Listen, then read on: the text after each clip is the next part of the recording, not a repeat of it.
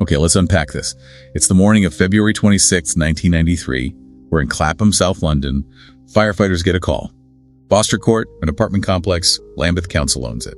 And the flat of a 42-year-old man, Bulic Forsythe, is just completely engulfed in flames. Yeah, but when they get inside, it's immediately clear this isn't just some tragic accident. Bulic Forsythe, he hadn't died in the fire. No, he'd been brutally beaten, savagely, around the head. Beaten, so the fire. The fire, and listen to this, a gas cooker left on.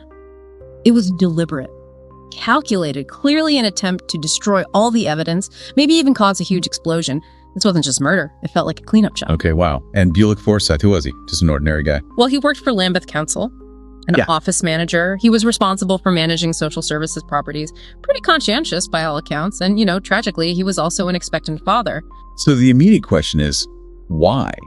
Why him? Was it like a robbery that went horribly wrong? Some kind of personal grudge? Or, and this seems relevant, could it be linked to his job at Lambeth Council?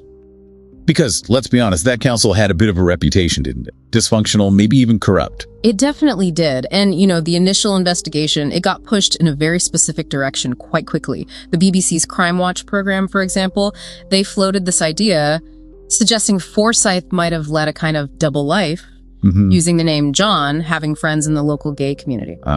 So immediately, that frames it as something personal, right? Away from his work. Exactly. It points towards a personal motive, a private dispute maybe. It was a powerful narrative that seemed to stick. But you called it a misdirection earlier, so what points away from that? What clues were actually at the scene? Well, okay, his watch was missing, a 1988 silver Rolex Oyster. That fits robbery maybe. But here's the thing. Unspecified documentation was also gone from his flat. Documentation, right? That's odd. I mean, your average burglar isn't usually after paperwork, are they? Precisely. That's the piece that doesn't quite fit the simple robbery or personal crime theory. It suggests something else entirely. And then you have this key witness account. Okay. A resident, someone who'd lived there a long time, they saw something the day after Forsythe was last seen alive, around 9:30 in the morning. 3 men leaving the complex. But they weren't hoodies or anything like that. They were described as smartly dressed men, business attire, carrying folders, maybe briefcases. They looked official. Official. Not like typical criminals at all. Yeah. Okay, so this whole double life thing starts to look shaky. We need to cut through that noise then. What really happened here? You're saying this connects back to Lambeth Council and him being a whistleblower. Yeah, I think the circumstantial evidence points strongly that way. That double life story, it feels like a very effective, maybe even deliberate diversion. When you look at all the pieces, it really does look like a targeted hit. Someone wanted him silenced. Silenced about what? What did he know? He was known for being straight, a forthright manager. He noticed things.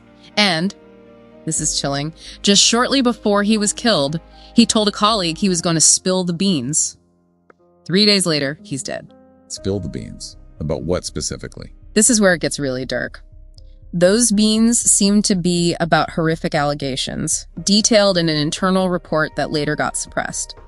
Allegations that senior people within Lambeth Council were running a pedophile ring, using council properties, even the basement of their housing headquarters for abuse, trading graphic, illegal material. Oh my God. And as a building manager. Exactly. He was in a unique position. His job gave him access, the keys, the ability to see things others wouldn't. And apparently his conscience wouldn't let him stay quiet. And this wasn't the first time something like this might have happened at Lambeth. Disturbingly, no.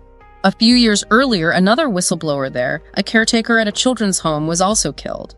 An arson attack, after he'd apparently found videos of child sex parties involving council figures. This is systemic. It looks that way. Then there was the Harris Report in 1994, an internal investigation that confirmed corruption, confirmed porn networks within the housing directorate. But what happened? It got buried. The people named.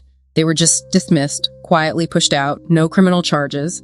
It's like a textbook institutional cover-up, isn't it? Protecting the organization above all else. Unbelievable. So the police must have looked at this connection to his work. Operation Red Snow, wasn't it? Yes, the Met Police did review it under Operation Red Snow, and their official conclusion was no evidence found to link his employment to his murder. But, that's a formal legal finding it feels hard to square with.